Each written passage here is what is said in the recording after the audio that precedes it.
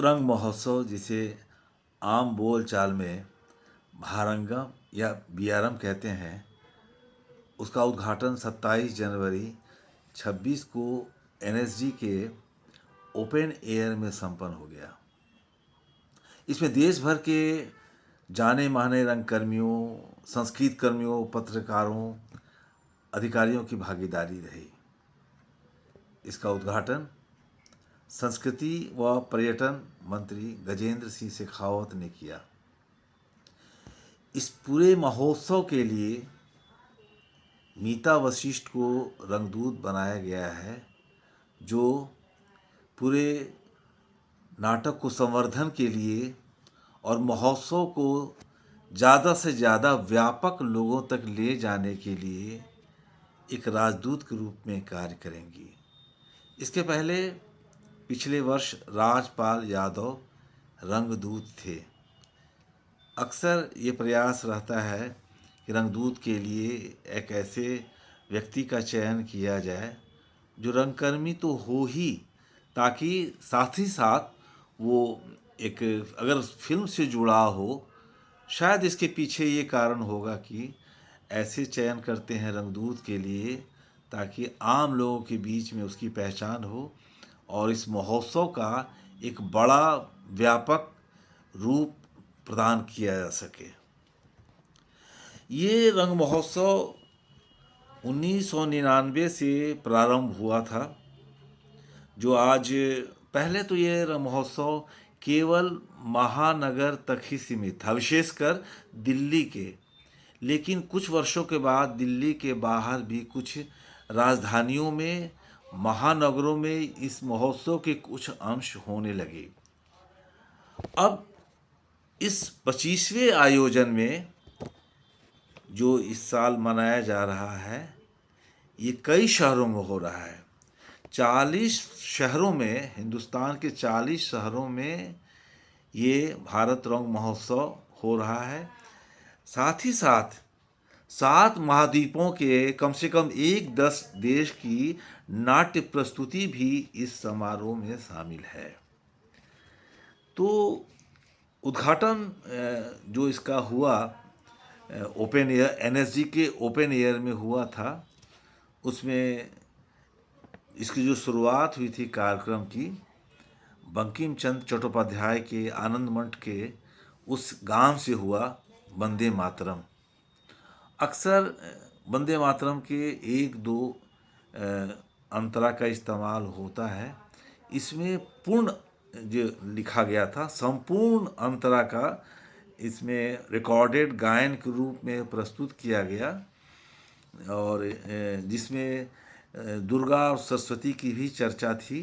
सब लोग खड़े होकर उस गाना वंदे मातरम को सम्मान दिया और साथ साथ उन्होंने इसको गाया भी। वैसे इस समारोह का टैगलाइन है संवाद संस्कृतियों का। हमारे देश में कई तरह की संस्कृतियां हैं। हर प्रदेश की कहीं न कहीं अलग अलग संस्कृतियां हैं। अगर देखें तो आदिवासियों की अपनी एक संस्कृति है। सालों से आदिवासी लोग अपने अपने तरीके से अपने संस्कृति का विकास करते रहते हैं। लेकिन अक्सर इन लोगों का आयोजन में, किसी आयोजन में उनके गाने का ही इस्तेमाल होता है, नृत्य का इस्तेमाल होता है। आदिवासी लोग के नाटक क्या दुनिया होगी, शायद ही कोई लोग जानते होंगे। बहुत लोग तो ये भी कहते हैं कि आदिवासियों का कोई थिएटर नहीं है, आदिवासियों के बीच रंगमंच नहीं है। आदिवासियों का केवल अपना नृत्य और गायन है, और उसका अक्सर सरकारी कार्यक्रमों में आदिवासियों के नाच गान, ढोलक देखने को आपको मिलता होगा। लेकिन उनका जो नाट्य पक्ष है बहुत प्राचीन, या हमारे देश में कई इलाकों में जो लोक रंगमंच है, आज वो किस रूप में है, उनके नाट्य रूप किस रूप में लोगों में, जनता को प्रभावित कर रहे हैं। ये आशा की जाती है कि इस बार जो कार्यक्रम और महोत्सव का जो टैग लाइन है, संवाद संस्कृतियों का, उसमें शायद देखने को मिले।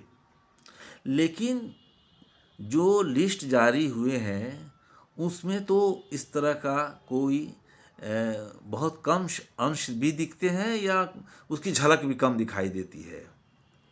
आदिवासियों में कहें तो धरती आबा ऋषिकेश सुलभ का नाटक लिखा हुआ ये उस सूची में है और दिल्ली में उसका मेंशन होगा।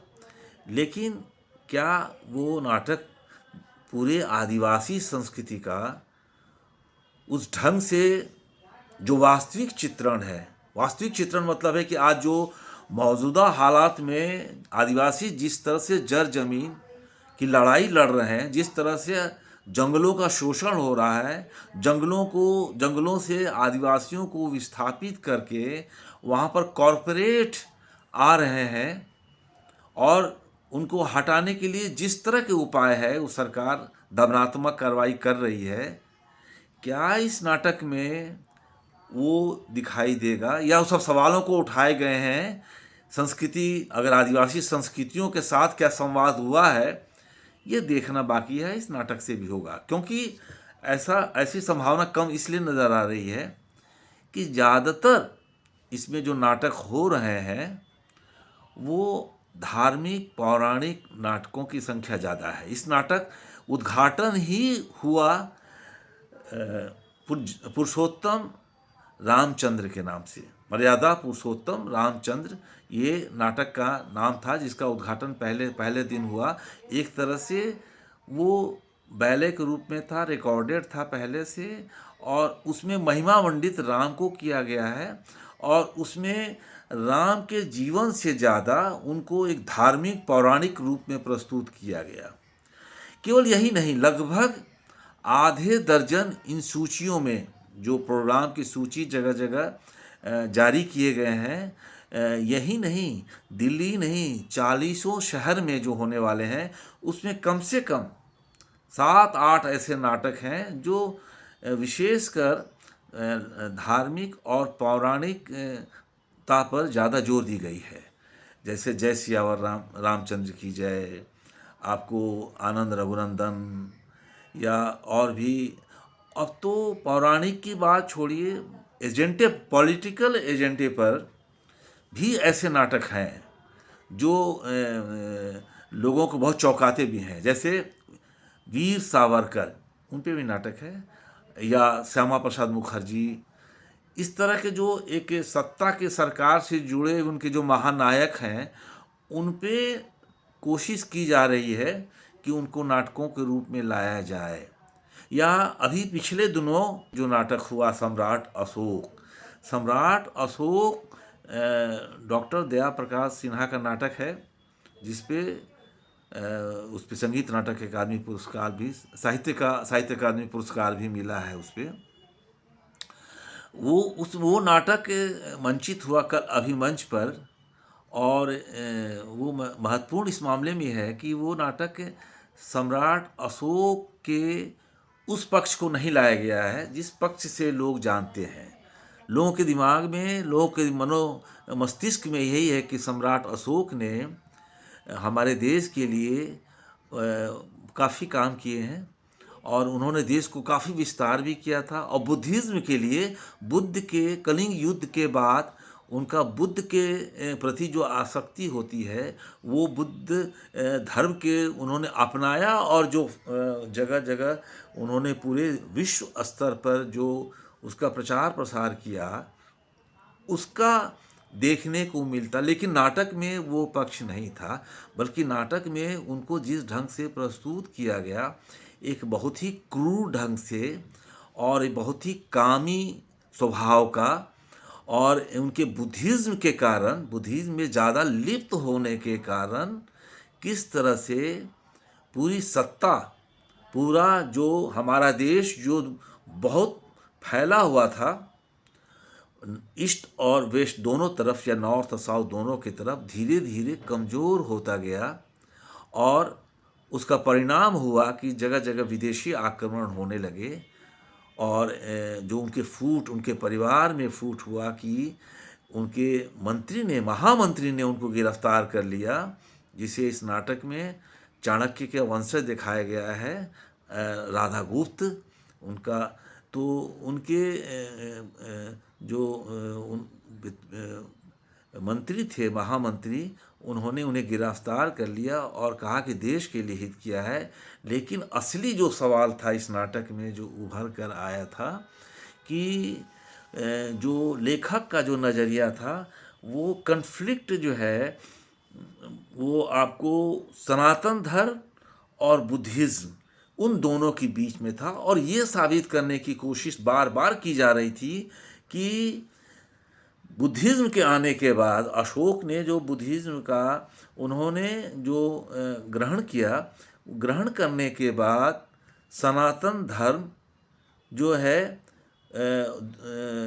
जो दबाया गया, उनके साथ वो भेदभाव किया गया, उससे हमारा देश बहुत कमज़ोर हुआ। उसमें नाटक में दिखाया गया है और वही कन्फ्लिक्ट है, और अंत में ये दिखाया गया है कि किस तरह से सनातन धर्म बुद्धिज़्म पर हावी हुआ है। ये फोकस में लेखक के दिमाग में यही था। उन्होंने प्रस्तुत भी किया उस नाटक में भी ऐसा कि हमारे देश की जो वैदिक धर्म है, सनातन धर्म है, वो मजबूत है, बुद्धिज़्म के आने से देश कमज़ोर हुआ है। तो इस तरह इस नाटक में आप देखेंगे कि कहीं न कहीं संवाद संस्कृतियों की बात हो रही है, और इस नाटक में उनका एक तरह से मुख्य स्वर भी है। लेकिन संस्कृति के नाम पर केवल एक संस्कृति जो कह सकते हैं सनातन धर्म की संस्कृति पर इस बार ज़्यादा उस पर बल है, और ये कई प्रस्तुतियों में आने वाले दिनों में देखने को लोगों को मिलेगा।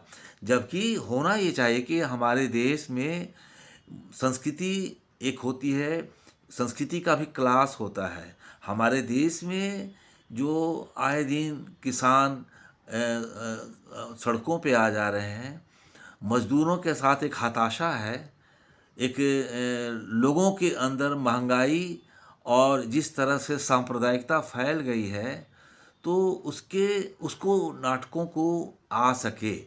संस्कृति अल्पसंख्यकों की संस्कृति भी होती है, आपको उसमें कई रिलीजन है, लेकिन इस तरह के संस्कृति का संवाद इस आयोजन में नहीं देखा जा रहा है। ये एक स्लोगन तो है संस्कृतियों के संवाद के लिए, लेकिन एक बहुसंख्यक संस्कृति का जो है वो डोमिनेशन और उसको सामने लाने की कोशिश इस आयोजन में है। करोड़ों रुपए के लागत से ये जो आप महोत्सव हो रहा है, और लगभग ये 25वां है आयोजन है, रजत जयंती है। जैसा होना चाहिए कि इसका विकेंद्रीकरण हो। विकेंद्रीकरण के नाम पर इस महोत्सव का लोग कहते कि आईना है हमारे भारतीय संस्कृति का, पूरे विश्व स्तर का। तो क्या सचमुच में आईना है? क्या 40 शहरों में कर देने से हम क्या पूरे भारत की संस्कृति को इसमें ला सकते हैं? बहुत बड़ा इलाका जो गांव का है, गांव में ये महोत्सव कभी भी नहीं जा सकती है, या कभी जाने का प्रयास भी नहीं किया गया है। जब तक हम गांव में नहीं जाएंगे, आजकल के समय में गांव में क्या यथा स्थिति है, गांव में रहने वालों की, किस तरह से गांव में रहने वालों का ध्रुवीकरण हो रहा है, लोगों को भौतिकवाद की दुनिया में फंसाया जा रहा है और या हावी हो रहा है, उनकी संस्कृति किस तरह से बदल रही है, ये सवाल भी हमारे सामने है। लेकिन आज़ादी के बाद एक लंबा समय हो गया, शहर तो हमारे रहता है केंद्र में, महानगर, राजधानी सब केंद्र में है, लेकिन इतने वर्षों के बाद भी अभी भी गांव में ये हमारी संस्कृति, रंग संस्कृति की जड़ मजबूत नहीं हुई है, वो दरकिनार है, किनारे है। तो मुझे लगता है कि भारत रंग महोत्सव अपनी वास्तविक पहचान तभी बना पाएगा जब इसका विकेंद्रीकरण हो। और विकेंद्रीकरण मतलब केवल शहरों तक ना हो, गांव गांव में हो, गांव गांव में जाए। क्योंकि सवाल तो है कि गांव में कैसा रंगमंच है। जो शहरों में बड़े बड़े ऑडिटोरियम और बहुत बड़े सारे लाइट्स या प्रॉपर्टी का ये अंबार दिखते हैं, क्या गांव में ये सब उपलब्ध हो पाएंगे? इतने वर्षों के बाद भी हमने गांव के लिए, रंगमंच के लिए कुछ किया है, उनकी संस्कृति के लिए किया है? जिस तरह से राजधानी में श्री राम सेंटर, कमानी और अभिमंच जैसे मंच हैं, ऑडिटोरियम है, गांव कितने गांवों को उपलब्ध हैं? कितने गांव में इस तरह के नाटक हो रहे हैं सुविधा संपन्न के साथ? या अभी गांव में वैसे ही नाटक होंगे जो बिना लाइट के, पेट्रोमैक्स के रोशनी में या जनरेटर के रोशनी में? देश को आज़ाद हुए बहुत दिन हो गए, 75 साल से ज़्यादा हो गए। तो जब सारा देश विकसित हो रहा है तो भारतीय रंगमंच में गांव का रंगमंच किस तरह का होगा? इसलिए जो महोत्सव जो है ये तभी सार्थक होगा, संवाद संस्कृतियों का तभी पूर्ण हो पाएगा जब हम गांव में जाएं, गांव में यथास्थिति को देखें। हाशिए पर जो समाज है, उपेक्षित वंचित समाज है, शोषितों का जो समाज है, उनकी क्या तकलीफ है, क्या समस्या है, उनकी बात कौन सुनेगा? ये पूरा आईना है भारतीय रंग महोत्सव। इसमें इनको दरकिनार नहीं किया सकता है। इसकी पूर्णता के लिए जरूरी है संवाद करना उन संस्कृतियों से जो अभी हाशिए पे हैं, उन्हें बाहर का दरवाज़ा दिखा गया है, उन पे कोई बात नहीं करता है। मुझे लगता है कि आने वाले दिनों में अगर महोत्सव होते हैं अगले वर्षों में या आने वाले और वर्षों में, इस पे गौर तलब करने की ज़रूरत है कि संवाद जब तक समाज के हर तबकों के संस्कृतियों के साथ नहीं होगा, हमारा संवाद अधूरा रहेगा। ये पूर्ण संवाद तभी होगा जब हम उनके बीच रंगमंच को ले जाएं, उनकी संवेदनाओं को, संस्कृति के उनके पहलुओं को सामने लाएं।